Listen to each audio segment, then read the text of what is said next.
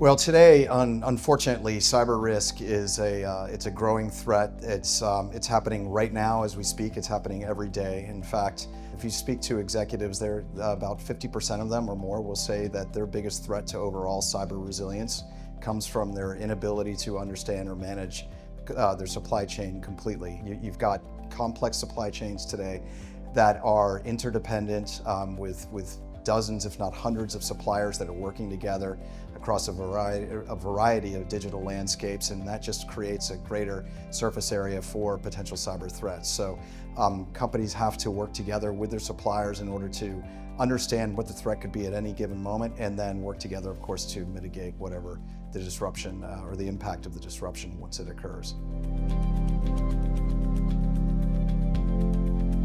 Well, data is going to be the foundation for everything. It doesn't do an organization any good to have some sort of certification or some sort of questionnaire that says we are 100% supplier cyber protected or cyber compliant.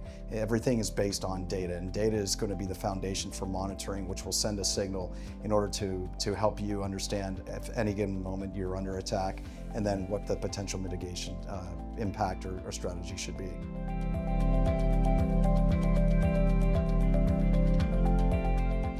Well, what it's doing is it's giving procurement organizations one centralized point where they can understand what their risk, in our case, their cyber risk, is at any given moment. And of course, once you understand what the risk is, and once you see that you are under threat, you're able to take some sort of corrective action and hopefully minimize the impact.